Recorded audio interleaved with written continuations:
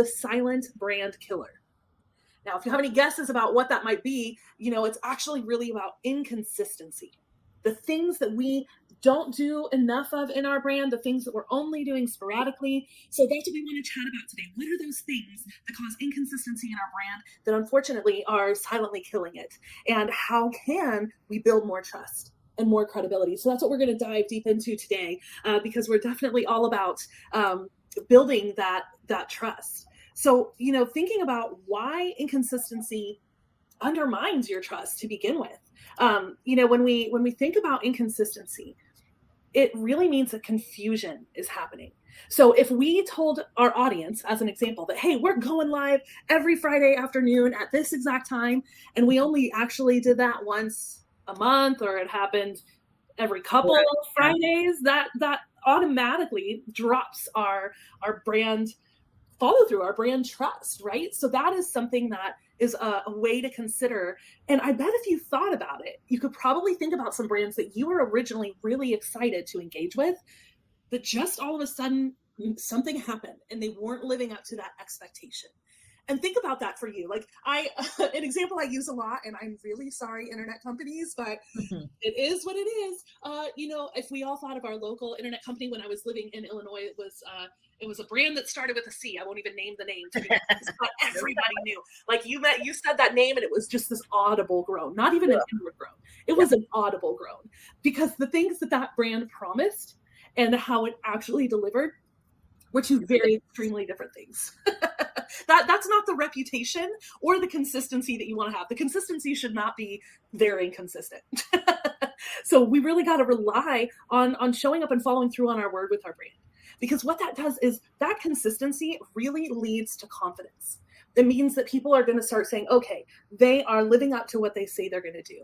It means that if I can trust that they're showing up every week for their live, or if I can trust that this company is actually going to deliver my products on time, then that means I can trust to maybe purchase another product, or to schedule another session, or to book another doctor's appointment, or whatever the thing is for your brand, right?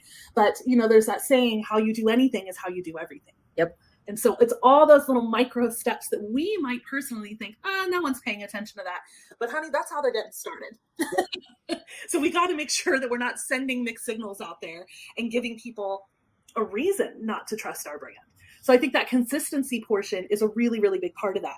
Is there anything around consistency that kind of stands out for you, Gretchen? Well, one thing that I think we all know, but sometimes don't do, is that consistency is what builds brand awareness in repetition. Yes, 100%. There is such a thing as ad fatigue. So we don't want to go too far to the extreme and overpost and overshare and do all that. You got to find the balance, and that is possible. But sometimes, especially with inconsistency, that becomes the problem. Is there's not enough brand awareness. There's not enough visibility in front, and that repetition in front of your ideal client over and over again to just build that brand awareness. Yeah, I think that's a really good point. And it makes me think about it's not just in the, we've talked about the small steps because that's where that foundation is built. But then it is also in like the actual delivering of what you're doing, right? So, we have clients, I'm grateful to say, that have come to us for multiple brands, 2, 3, 4 different businesses, because that experience they had the first time was incredible. There might be a brand that you've engaged with. Maybe it's your favorite clothing brand, or it's a local boutique or something like that you always go back to because you know how they make you feel. They're consistent in the quality of their product and in the way that they engage with you and make you feel when you're actually in the physical space even. So those are different ways that consistency can really add up. That's a formula to think about. Like this is if I'm showing up consistently here, and here, then what that equals is trust. And so that's super important. And that's something that we're really trying to teach people, is that there is an absolute formula for your brand. Yep. And I think something that falls in line not only with formulas, but also with consistency as a whole, is that, sometimes we run into this situation where we're testing too many things, but we're not actually building trust with that. And trust, you're going to see this show up over and over and over again as kind of the central theme. Testing different things is good. It gives you information. But if my doctor told me to follow a certain food protocol, right? If they said, okay, you need to be following this protocol right here, and this is going to get you results. And I say, okay, and I follow it for 2 weeks and I'm feeling great. And then I think, maybe I can just make one little shift. Maybe I can add dairy back into my diet, or maybe I can have just a little bit of gluten. No, that all of a sudden I'm going to stop my results that I'm getting. Yeah. And I'm just testing too many ideas. So when you think about that as a brand, I see this a lot when clients are trying to figure out who they are. So they don't know how they want to show up with their brand voice or their brand visuals or even their brand personality. That's a rough one. If you're trying on different personalities on different channels, that ultimately doesn't look good for you. So I think that, it matters even when you're testing these ideas, be consistent even in your testing. So if you are trying to gather information and you're trying different brand voices, do that across your whole brand. So all the different touch points, if we think about, I'm not just going to test this on my website, but I'm going to test this also in my social media. I'm going to test this in my online interactions with my audience or in-person interactions if you have those. And so that's a way to make sure that you're not just throwing spaghetti at the wall, essentially, that you're not just doing one thing here and something else there and looking messy, because ultimately that ends up diluting the brand. Can you think of any examples, Gretchen, where you've seen that kind of thing happen? It's just been testing something different, or you've experienced it yourself? Yeah, we've experienced that ourselves, just in testing too many things at once. Yeah. I'll say from the left brain perspective on that, it is challenging when you are testing a lot of things because they all interact. Your social media interacts with your website, and there's so many different tools that you could use to track. There's Google Analytics, there's Microsoft Clarity, there's Hotjar, there's Crazy Egg. You can go down a long list. You're driving me crazy with all these names. Right. But when you have all of those tools and all those things at your disposal, and they're all of the social is interacting with the website, which is interacting with how people are coming to your newsletter and what they're clicking on. When you take all that into consideration and you're running all these multiple tests, it can sometimes kind of cross-pollinate the data in a way. And that's not the right words, but I'm trying to make it for the non-technical people to understand. It is, if you're testing a lot of things, it's sometimes hard to figure out what's working, what isn't, because you've got all these things. We had a call with a client this past week, and we were talking about her marketing sequence and what were we going to do first. And she had all these great ideas of, I want to be here and I want to do this YouTube and I want this podcast and blah, blah, blah. And we were like, whoa, slow down. Let's start with, she had an opt-in, but it wasn't fully optimized. And we were like, let's take this opt-in and let's focus on that. And let's work hard at dialing that in, because she couldn't even tell us, like, metric wise, what's the percentage of conversions or anything like that. She's just like, I have an opt-in and I'm getting some traffic to it. I'm getting some people to convert. And I'm like, well, how many, what's the number? She had no idea. So when we can go back to just the one thing, make sure we know everything there is to know about that one path into the brand. Focus on that, get that dialed in, then move on to the next thing. Don't try to have a YouTube and a podcast and a this and a that and the other and not know how any of them are performing, or at least not consistently knowing how they're performing, because you're just going to run around crazy not knowing how to really scale your business. Well, and I would also say this happens even if you have a really established brand.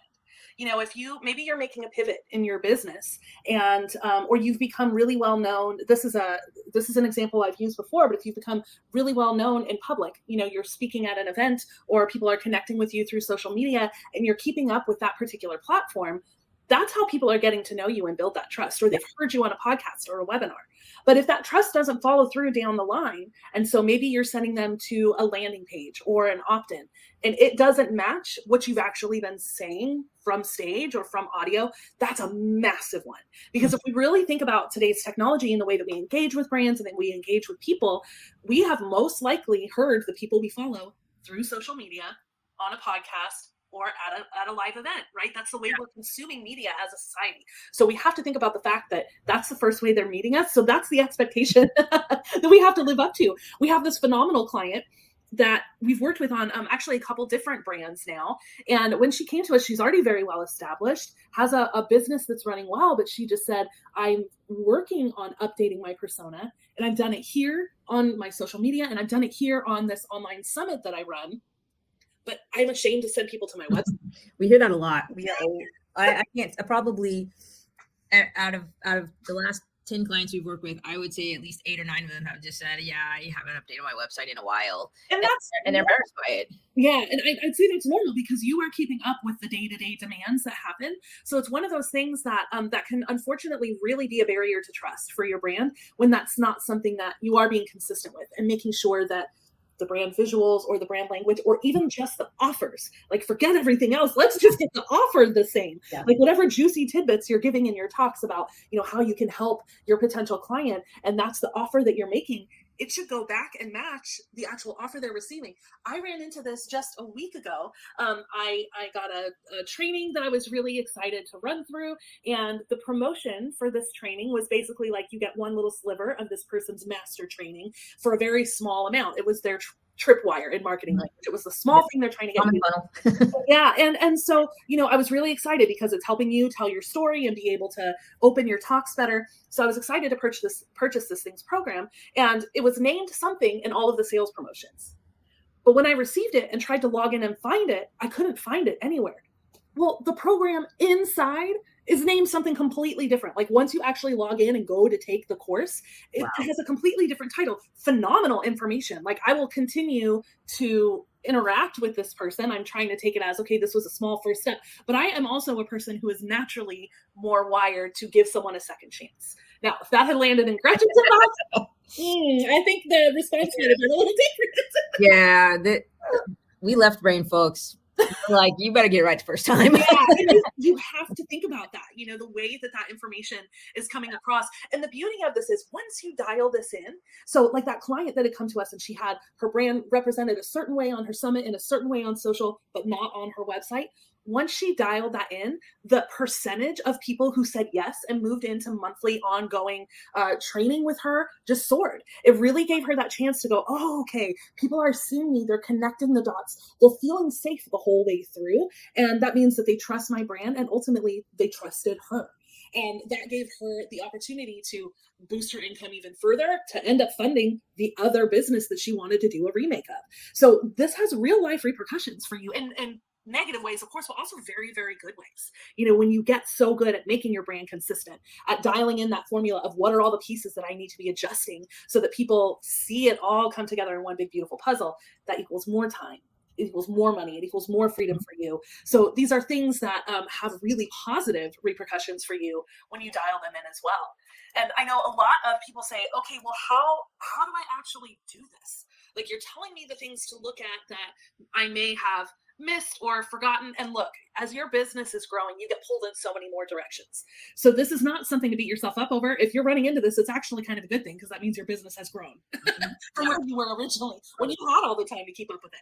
But now it's time to double down and to really kind of do a self-assessment to get you started. Step back and do an audit of your own brand, or have your VA help you do that, or a trusted team member, right? Somebody who does have the time if you personally don't, but have them go through and take a look at, okay, when you hear me talk about certain things on this channel, when you hear me talk about things on Instagram, does it match the offers that I'm actually sending people to at the end of that? Mm-hmm. Or when you hear me giving a speech and I'm directing people toward a next step that they can take with me, do the titles match? There's one for you. Yeah. Can people take that real next step? And is there anything that you look for, Gretchen, when you're getting ready to do an audit? The left brain here is going to totally geek out on the AI technology with this, because I actually just did this a few days ago with our brand. I fed AI a bunch of information about some landing pages that we had. And, we're getting ready to launch this unstoppable brand formula, which we're hearing some more about this soon. And I was gathering information on it, and I just asked ChatGPT to analyze a bunch of our web pages and some of our social media ads and some of the stuff that we've got out there, and just help me tie it all together, because I did feel like, there's got to be some inconsistencies here, because we had one funnel that just wasn't performing as well as we thought, and we had another one that was going really well. And it's like, where's the disconnect here? Is it the audience? Is it the ad copy, et cetera? And I just kind of brain dumped into ChatGPT. Yeah, and the beauty of that is you can use tools like that to get you started, but only right if you have trained the tool to notice the consistency that should be in your brand.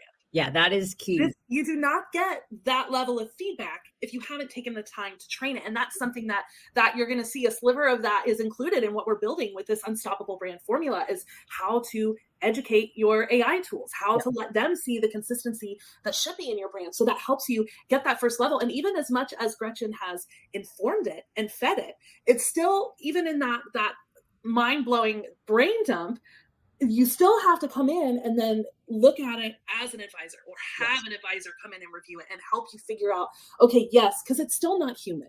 right? So Yes. it's doing this from data, which you as the left brain Yes. And it's not absolutely perfect. loves. And But it gives you that baseline that then, you're able to come back and assess and go, okay, what can I test on my audience from this information? yeah. And where can I do this in a closed container? I think I would like to share a little bit about safe ways that you can test new ideas Mhm.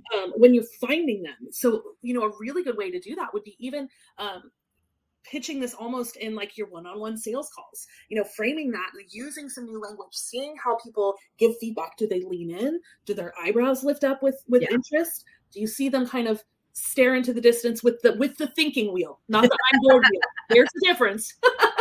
But like you'll really start to pick up on that, and that's going to show you, okay, these are messages that people are leaning into that I can now feed into my brand consistently all the way around. And that helps you again to dial in that formula, take it a step further, Mhm. make sure that that brand weaves together all at once. And I think that is a really great way when you're going through and reviewing the brand, to make sure that it all fits. And then you need to have it reviewed by a business advisor or a brand advisor, or somebody that can really give you that outside perspective.